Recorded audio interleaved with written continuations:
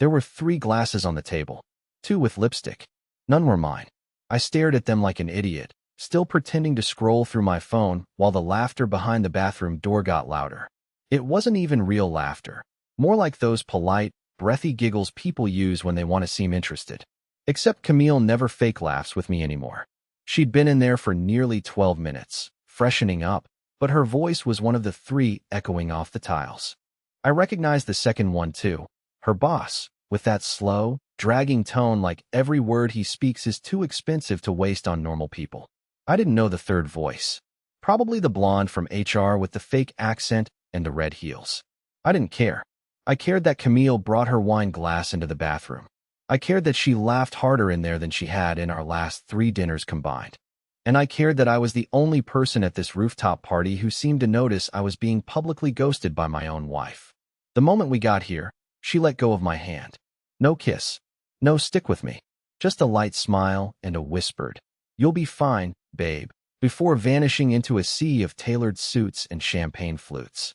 I stood near the appetizer table for the first 40 minutes, pretending to care about how the mini crab cakes were made, until I realized even the caterers weren't making eye contact. I walked around once. Just once.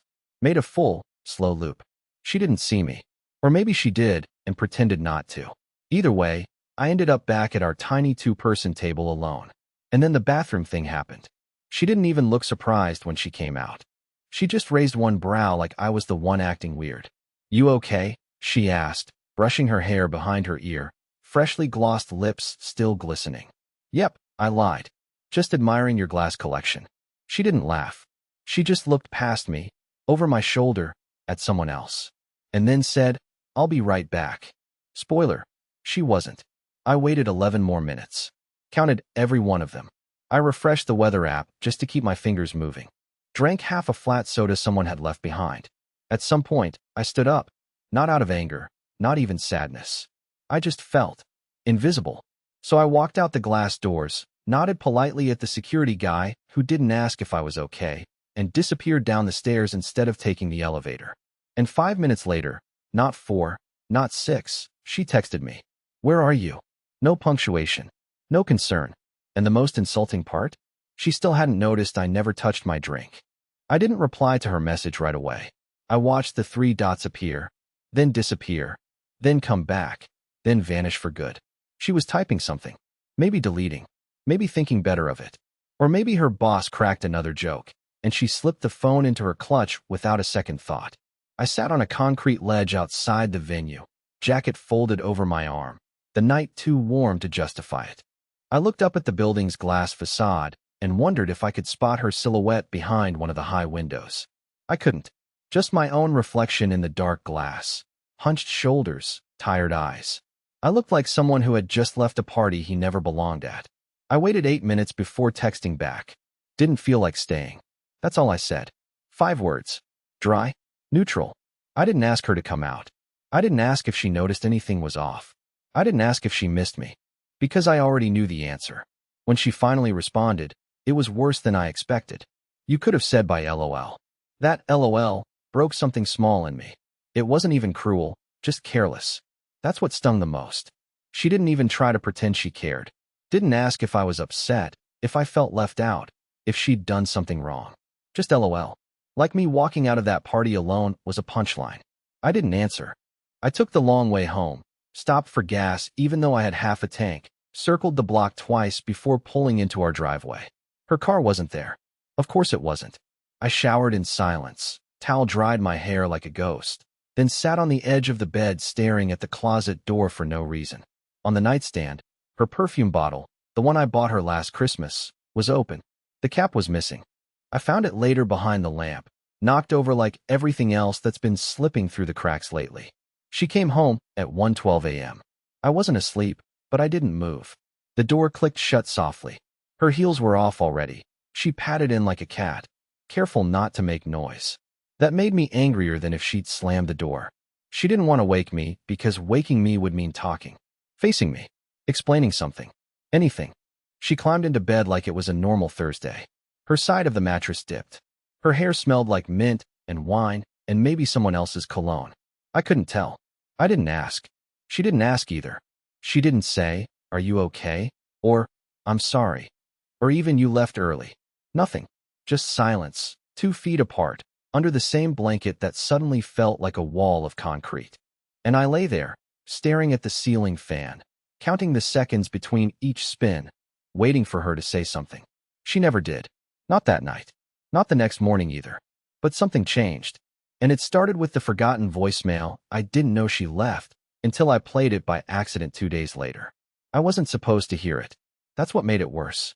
Camille's voicemail wasn't left on purpose. It was one of those accidental recordings that happens when someone forgets to lock their phone after a call. I found it on a lazy Saturday while clearing out old messages. The icon was red. Unplayed. Timestamp 10:04 p.m. Right around the time I walked out of that rooftop party. The message was 47 seconds long. That alone told me it wasn't intentional. Camille never leaves voicemails. She thinks they're outdated. Too vulnerable. I tapped play. And for a few seconds, all I heard was muffled static and background clinking. Glasses, maybe. Laughter. Music. Voices overlapping. And then, "God, he's always like this," she said. Her voice. Low. Sharp. Not the way she talks when she knows I'm listening. Someone chuckled in response. A man. Not her boss. I would have recognized his slow, polished rhythm. This voice was younger. Louder. Confident in a way that made my skin crawl. Like what? He asked. She laughed, but it was bitter. Clingy. Passive. Always watching like he's waiting for something to go wrong. It's exhausting. Another laugh. Not hers. You sure he's not watching right now? The guy said, half joking. And then Camille, with a tone I didn't recognize at all, replied, "Please." He wouldn't even know where to look. The message cut off right after. No goodbye. No click. Just that. He wouldn't even know where to look.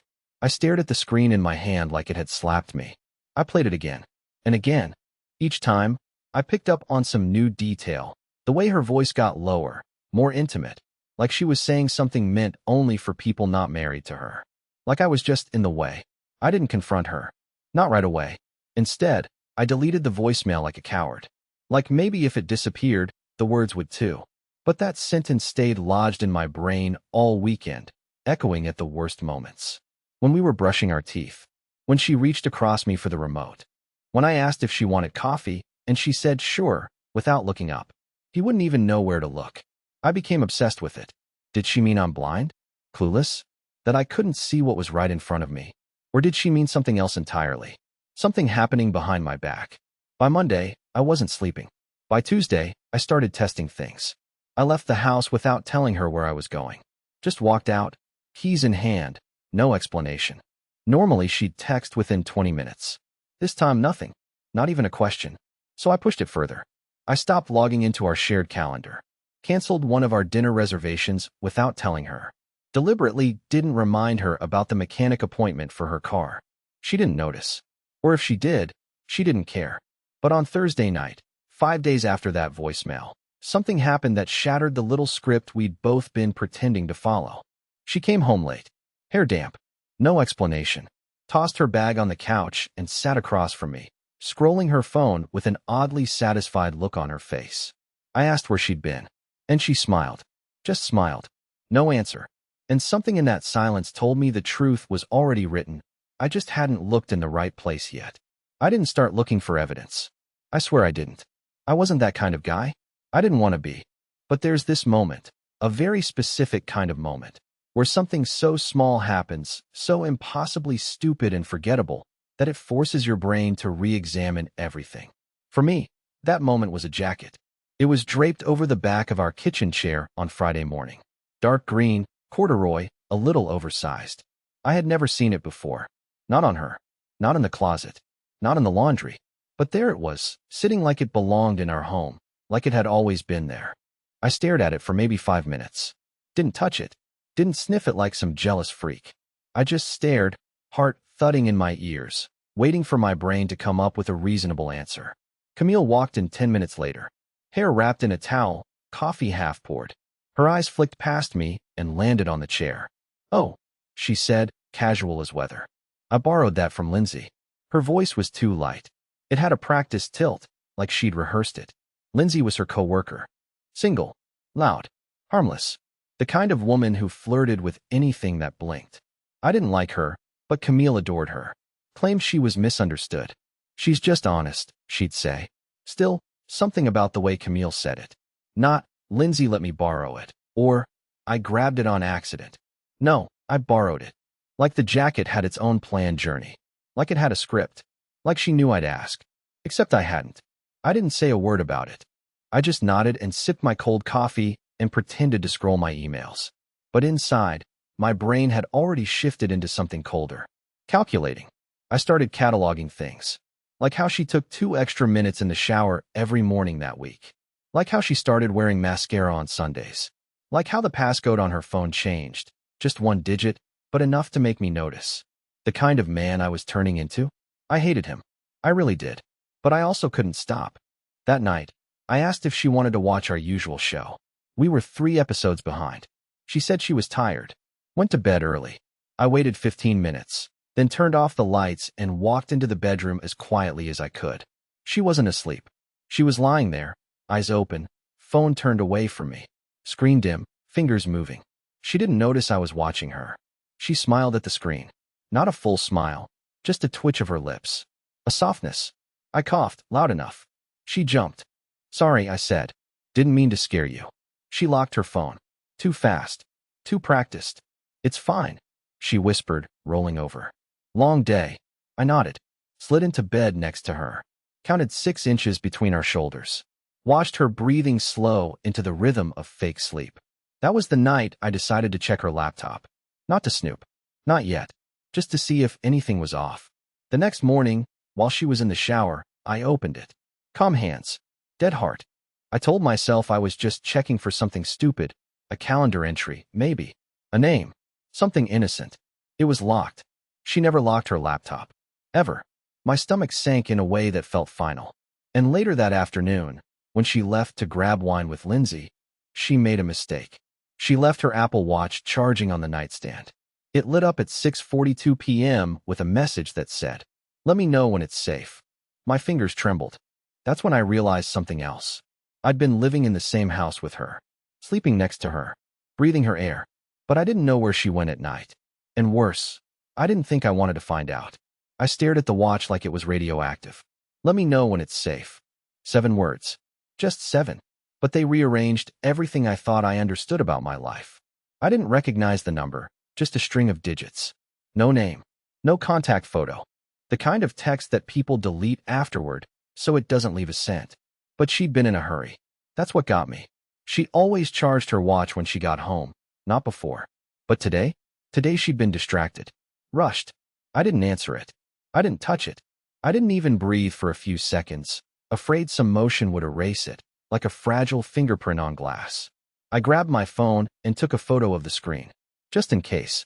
Then I sat down on the edge of the bed, heart hammering against my ribs, and waited. Waited for the guilt to give me permission to stop. But it didn't. It stayed quiet. Dead silent. Because deep down I knew, I hadn't imagined this. I wasn't crazy. I wasn't reading into nothing. There was something. Still, I couldn't bring myself to call the number. Not yet. I knew better than to invite the truth in through the front door. You have to circle around. Watch from the window first. So I Googled the area code. Ohio. Camille had never been to Ohio. Or so I thought. But a few months back, she went on a business retreat outside Chicago. Close enough. I remember her saying the signal was spotty. That's why she couldn't FaceTime. I remember because she said it twice. The same way. Same phrasing. As if the second time was meant to preempt a question I hadn't even asked. My palms were sweating. I took a shower to calm down. Turned the water cold at the end. The way they say is good for your nerves. It didn't help. The whole time, I imagined Camille clinking glasses at some rooftop bar, telling a man with no face that I was home, that I'd never know. Let me know when it's safe. What did that mean? Safe to talk? Safe to meet? Safe to come over? The word gnawed at me like a rat in the walls. That night, when she got home, she was glowing. No makeup, just flushed cheeks, and bright eyes like she'd been running or laughing or both. She kissed me on the cheek, not the lips, and handed me a bottle of red wine. Lindsay picked it, she said. You'll love it. I nodded, smiled, played my part, asked how it went. She said it was fine, talked about a new intern. Said Lindsay got a little too drunk and nearly knocked over a lamp. I nodded again, even laughed. I didn't bring up the jacket, or the watch, or the message. Not yet. Instead, I waited until she went to sleep, face turned toward the window, breathing soft, and I got out of bed and tiptoed into the hallway like a thief. I didn't check her phone. I didn't need to. I pulled out an old iPad from the kitchen drawer, one we hadn't used in over a year, but I knew she'd logged into iCloud on it at some point, and if I was lucky, it buzzed as it turned on. Slow. Dusty. I opened messages. At first, nothing. Then, slowly, threads started to load. Dozens. Most harmless. Some group chats. A few old work messages. And then I saw it. The number. The same one from the Apple Watch. No name. Just Ohio. I opened the thread. There weren't hundreds of texts. Just 5. All within the last 6 weeks. Each one more brutal in its simplicity than the last. Him. Same time next Thursday. Her. Make sure the back entrance is unlocked. Him. I like the red one. You wore it for me, right? Her. Don't get cocky. Him. Let me know when it's safe. I stared at the screen until the iPad dimmed. She wasn't even trying to hide it. Not really. It was as if she wanted me to find out eventually. Like the game was only fun for her as long as I didn't know, but once I did, once I really knew, she could finally throw down the mask and see if I'd still play. I powered off the device and slipped it back into the drawer. I didn't sleep that night. I lay next to her, counting the seconds between her breaths again, wondering how many of those same breaths she gave to him, to the man from Ohio, or Chicago, or wherever he really was. And the worst part? I still didn't know what I was going to do, because I wasn't angry. I was humiliated, and there's no revenge for that. I didn't scream. I didn't cry. I didn't throw the iPad at the wall or storm into the bedroom and demand names or explanations or lies. I just stood in the kitchen the next morning, slicing a grapefruit with mechanical precision, wondering what kind of man she thought I was, and how long she believed I wouldn't notice. She walked in yawning, hair damp from the shower, her voice light and casual. You're up early. I couldn't sleep, I said. Too many things running through my head. She didn't look up from the coffee machine. Work? Something like that. I wanted her to flinch. I wanted a pause, a twitch, a breath held too long, anything. But she didn't. She poured her coffee like she'd never written a man about back entrances or red dresses. Like she hadn't slowly carved a hole in our marriage with careful, practiced strokes. I placed the grapefruit halves onto a plate. I missed the red one, I said. She turned, mug in hand. What red one? Your dress. The one with the low back. You haven't worn it in a while. She hesitated. There it was. Just for a second. Her pupils narrowed. The smallest delay. Then she recovered. It didn't fit right anymore, she said. I donated it. I nodded slowly, as if that made sense. But she was lying. That dress was still in the dry cleaning bag at the back of our closet. I checked 2 days ago. She took a sip. You're being weird. Am I? Yeah. Like, passive-aggressive. I smiled gently, the way someone smiles before they push a chess piece into checkmate. No, I'm just paying attention lately. You'd be surprised what you notice when you stop assuming everything's fine. She didn't respond, just blinked, then turned toward the hallway. And that's how it started. The game. I didn't say another word about the messages, or the phone, or the Ohio number. I didn't accuse. I didn't demand. I just started noticing out loud, piece by piece. Nothing too loud, just enough. The next time she wore perfume before going to the store, I said, smells like the one from Chicago. The one you said you didn't buy? She raised an eyebrow. Are you tracking me now? No, I replied, sipping tea. I just remember things. Another time, I found one of her earrings under the passenger seat of my car, not hers. A tiny gold hoop. I left it on her pillow without a word. The next night, it was gone. So was the matching one from her jewelry box. She never mentioned it. One afternoon, I pretended to take a nap on the couch. She was on the phone in the kitchen, whispering. I kept my breathing slow. She walked past me to the bathroom, and I watched her reflection in the dark TV screen. Phone still pressed to her ear, hand over her mouth as she listened. That evening, I asked how Lindsay was doing. She's fine. Camille replied too quickly. Why? She's been awfully quiet lately. You two usually talk more. Camille didn't answer. And still, I didn't crack. I didn't break the dam. Because it wasn't about catching her. It wasn't about justice. It was about seeing what she would do, if anything, when she realized the illusion had worn off. And something about that terrified her more than an argument. She started noticing my silences, my eyes, my tone. She began asking things like, "What's wrong?" or "Are you mad?" out of nowhere. I'd just shrug. No. Why? She cooked dinner twice that week, cleaned the car herself one morning, bought my favorite coffee without asking. Small, twitchy acts of guilt disguised as kindness. And every time she tried to re-establish the script, touch my hand, lean on my shoulder, kiss me lightly on the cheek, I froze just enough for her to feel it, just enough for her to know I knew, but not enough to say it out loud. Until one night, exactly 2 weeks after the message, she came home earlier than usual, her face pale, her mouth tight. "I saw something today," she said, dropping her keys on the counter. I didn't look up.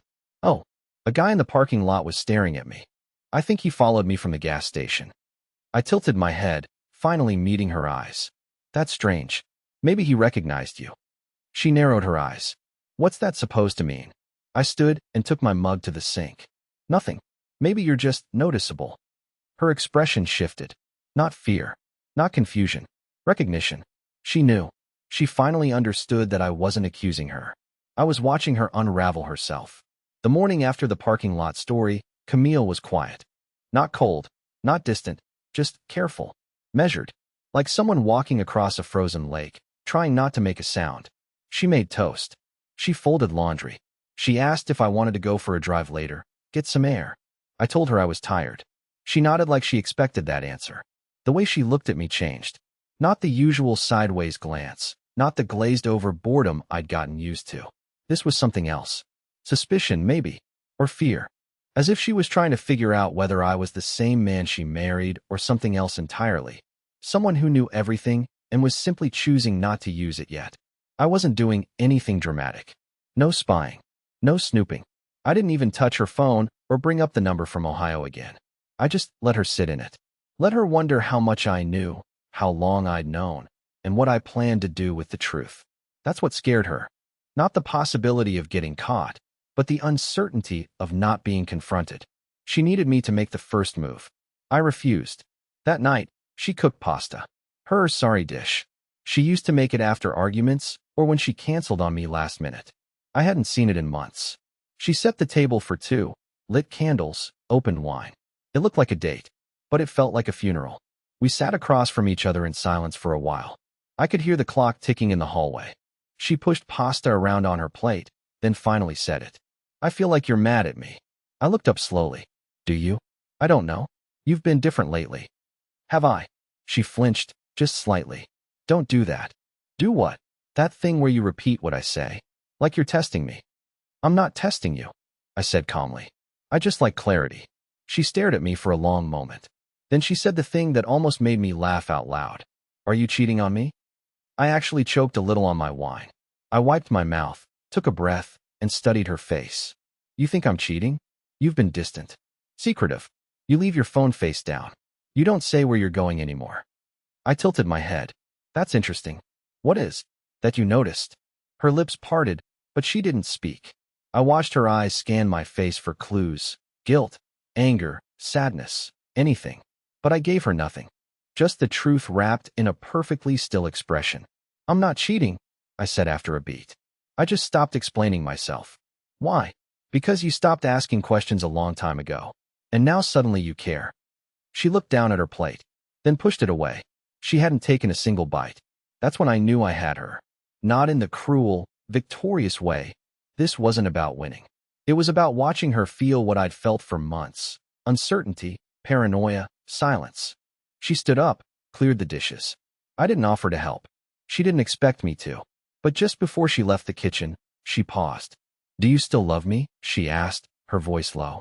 I didn't answer right away. I let the question hang there, heavy and sharp. Then I said, "I think the better question is, do you still love me, or just the version of me that didn't know anything?" She didn't reply, just walked out. I sat there alone for a long time, the wine untouched, the candles flickering low, the plate of pasta slowly going cold. And for the first time in weeks, I didn't feel invisible. I felt dangerous. The next morning, I woke up before Camille. The house was still. No ticking clocks. No running water. just the soft hum of the fridge and her breathing in the bed behind me. I sat on the edge of the mattress and looked at the floor, at my feet, at my hands, like I was expecting them to look different somehow, like I'd turned into someone else overnight. But I hadn't. I was still me. Still the guy who watched her laugh across the room without him. Still the man who pretended not to notice when she drifted further every week. Still the husband who hoped, right up until the moment it shattered, that maybe, just maybe, it wasn't what it looked like. But it was. And now, I'd finally stopped lying to myself about that. I made coffee quietly, let her sleep, sat in the living room with my cup and scrolled aimlessly through the weather, the news, my inbox. Anything to keep my fingers moving while my mind tried to be still. She came out around 9:30, hair messy, eyes swollen from a night of pretending to sleep. She didn't speak. I didn't either. She sat down across from me like she'd done 100 times before. Only this time, she didn't try to fill the silence with questions or small talk or forced laughter. She just sat there, barefoot and quiet, holding her own mug like it was a lifeline. And then she said it. Not dramatically, not tearfully, just truthfully. I haven't been good to you. The words landed softly, like snowfall. No excuses, no blame shifting, no mention of work or stress or how we grew apart. Just the admission. I nodded once. I know. She looked down, then up. Why didn't you say anything sooner? Because I thought if I ignored it, it would go away. And then I thought if I pushed too hard, you'd lie. And then I realized. I didn't need you to say it. I just needed to see it. Silence. Then, I ended it. I didn't ask when. I didn't ask with who. That didn't matter anymore. Not really. She went on, voice smaller now. I was selfish. I was scared. I thought you'd always just stay. That hurt more than anything else. But it was also the moment something shifted. Because she was right. I had always stayed. Quiet. Supportive. Predictable. The man in the background, always ready with the spare jacket, the forgotten charger, the second plate. And she'd forgotten that I was a person, not a prop. But I hadn't. Not anymore. I looked her in the eyes, really looked, and said the one thing I hadn't let myself say out loud. I deserve someone who doesn't have to be reminded I exist. She nodded. Slowly. Tearfully. I'm sorry, she whispered.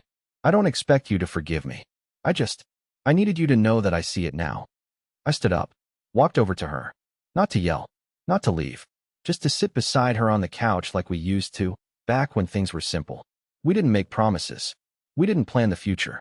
We just sat there, two tired people holding something broken together for the last time.